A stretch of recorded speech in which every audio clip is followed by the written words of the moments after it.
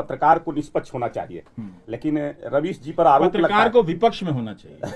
उसका विपक्ष में होना ही उसका निष्पक्ष होने की निशानी है जी। ये फोटो, ये हमारे आका के गुरु जी हैं। सच्चाइयों का आकलन होना चाहिए। हाँ, सच्चाई तो मैं झूठ थोड़ी पूछूंगा सर। अगर आप बोलेंगे कि 600 करोड़ लोग वोट देते हैं तो आप पर जो आरोप लगता है आरोप कि बीजेपी और नरेंद्र मोदी के प्रति आप निष्पक्ष नहीं, वो बीजेपी के लोग लगाते हैं, वो बीजेपी आईटी से लगाता है। जो आपकी एक जो राजनीति आई, वही लोग मेरी तारीफ करते थे।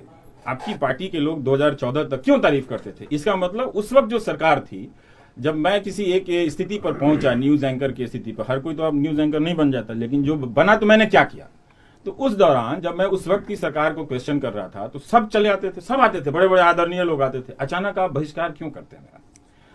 देखिए, कुछ भी हो, मान लीजिए कि मैं गलत हूं 1 मिनट के लिए, लेकिन दुनिया की सबसे बड़ी पार्टी, हिंदुस्तान जैसा मुल्क, उस पर राज करने वाली, 19 राज्यों में राज करने वाली एक बिहार की मिट्टी में जन्मे एक अदना से आदमी को का बहिष्कार करे, तो आप उस सवालों से आप उसका पलड़ा नहीं हो। तो इसका मतलब आप मुझे जेल में रख रहे हैं ना, आप मुझे जेल में बंद कर रहे हैं। आप एक तरह से कि आप मुझे जेल में बंद कर रहे हैं।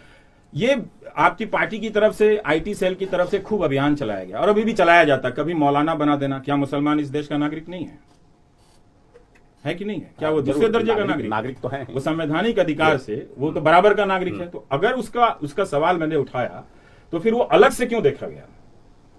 अगर दलितों का सवाल उठा दिया गया तो वो अलग से, क्या आप जब राजनीति में जाते हैं तो क्या दलितों का आह्वान नहीं करते हैं? जब राष्ट्रपति को उम्मीदवार के तौर पर उनका चुना गया, कोविंद जी को, तो ये बताया गया ना कि वो किस जाति से आते हैं।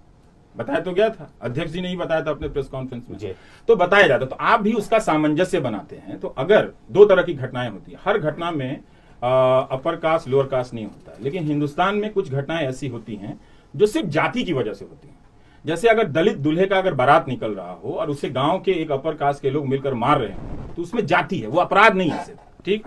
जैसे एक दलित महिला का बलात्कार होता है और करने वाला अपर कास्ट का है, तो एक बलात्कार की घटना दोनों खराब है, निंदनीय है, तो एक दूसरे परिस्थितियों में भी हो सकती है, और एक बलात्कार की घटना एक जातिगत परिस्थिति में भी होती है कि आप उस लड़की का, उसके समाज का स्वाभिमान कुचल देना चाहते हैं। इसलिए मैं ही नहीं, नेशनल क्राइम रिकॉर्ड ब्यूरो भी अलग से SC/ST के खिलाफ हुए अत्याचारों की गिनती करता है।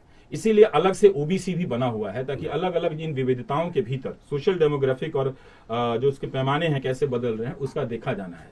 तो ये एक बना दिया गया, ऐसा तो नहीं है। सारे हमारे मित्र जो हमारी उम्र के प्रवक्ता हैं आपकी पार्टी में, वो मित्र जैसे ही थे। बहुत सारे लोग मंत्री बने बदल के, अब वो मिलते हैं तो हाय हेलो तक नहीं होता, अजीब लगता है कि क्या है, कोई दुश्मन थोड़ी है। तो ऐसा, क्योंकि जो मैं लिखता हूँ ना, तो जो सरकार में बैठे हैं इस वक्त, जो सरकार में बैठे हैं, आप एक पत्रकार बनते हैं तो आप ये नहीं कहेंगे पहले कहाँ थे। तो पहले हम कब रिपोर्टर थे, मान लीजिए, तो पहले हम MCD करते थे, तो आप तो जानते नहीं थे कि हम क्या कर रहे हैं, क्या कर रहे हैं। सही बात। लेकिन जब मैं अपनी यात्रा में किसी मकाम पर पहुंचा हूं और उस मकाम पे पहुंचने के बाद कोई सरकार मेरे सामने खड़ी है, अगर मैं उससे सवाल पूछ रहा हूं, तो आप मुझे ये नहीं कह सकते कि तब आप क्यों नहीं पूछा। हम क्या करें कि 1947 में पैदा नहीं हुए, हम क्या करें कि 1984 के वक्त हम छात्र जीवन में थे। हाँ, लेकिन मैं उसका भी जवाब दे सकता हूँ कि जब मैं दिल्ली गया और कैमरा माइक लेकर घूमा, तो मैं तिलक नगर गया।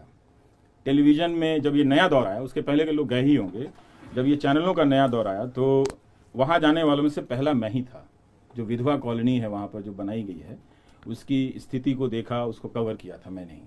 तब वो 2002 बनाम 1984 नहीं होता था, 1984 को 1984 के ही मानक से समझा जाता था। तो क्या लगता है आपको, जिस तरीके से चीजें सामने आ रही हैं, ये भी कहा जा रहा है कि आप नरेंद्र मोदी पर, देश के प्रधानमंत्री हैं, उनको लेकर जो आपकी चीजें जिस तरीके से आप लिखते हैं या फिर एक एंकर के रूप में जब अपनी बात रखते हैं, तो लगता है जैसे कि रवीश कुमार के अंदर से कोई घृणा, मोदी को लेकर घृणा, इस तरह की चीजें बनाई जाने की कोशिश हो रही है। वो बनाते हैं, वो बनाई जाती है भाई रवीश कुमार मोदी को लेकर काफी एग्रेसिव है, उनके मन में काफी घृणा है मोदी को लेकर, और भाषा का इस्तेमाल भी मोदी को लेकर इस तरीके से करते हैं। ये जो तो बहुत शालीन है। वैसे मैं आदर की सीमा कभी क्रॉस नहीं करता, कि सोशल मीडिया पे भी मैं कोशिश करता हूं कि आप वो शालीनता ना तोड़ें, और टीवी पे तो सवाल ही नहीं है, ठीक है। कोई घृणा नहीं है, बल्कि वही मुझे लगता है कि मुझसे घबराते हैं। ये ज़रूर है कि जब वो मेरे सामने होंगे तो मैं उनका प्रवचन तो नहीं सुनूंगा मैं, ठीक है, कि पकौड़ा कहाँ बनता है, 200 रुपये में कहाँ बिकता है। मैं काउंटर सवाल कर दूंगा, ये मेरी फितरत है। अब ये सवाल करना उनका अनादर नहीं है, ठीक है, बल्कि भारत की जनता का सम्मान ही यही है कि जिसे चुनकर भेजा गया है उससे आप सवाल कर लें।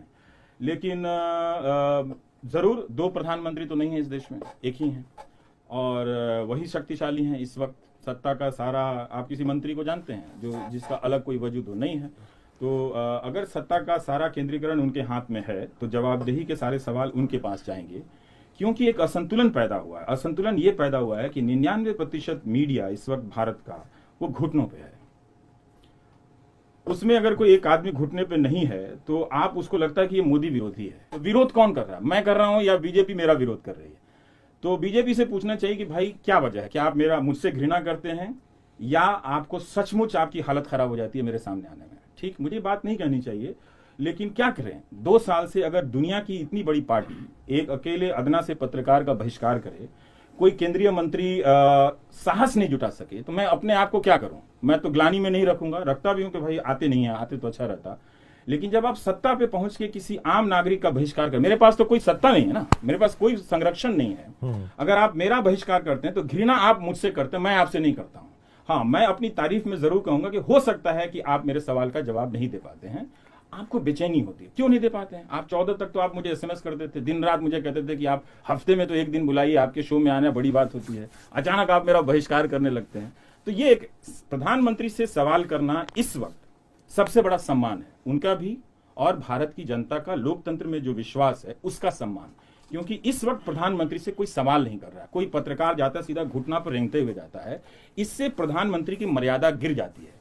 मैं जब तक उनसे सवाल पूछता हूं, आप यकीन जानिए कि प्रधानमंत्री नरेंद्र मोदी की मर्यादा बढ़ती है। तो मैं उनसे पूछ के, ताकि दुनिया की नजरों में हिंदुस्तान शर्मिंदगी का सामना ना करना पड़े कि 1 अरब की आबादी में कोई पत्रकार नहीं है जो नरेंद्र मोदी से सवाल पूछ सकता है, तो मैं हिंदुस्तान की लाज बताता हूं और अपने प्रधानमंत्री का दुनिया के सामने मान रखता हूं।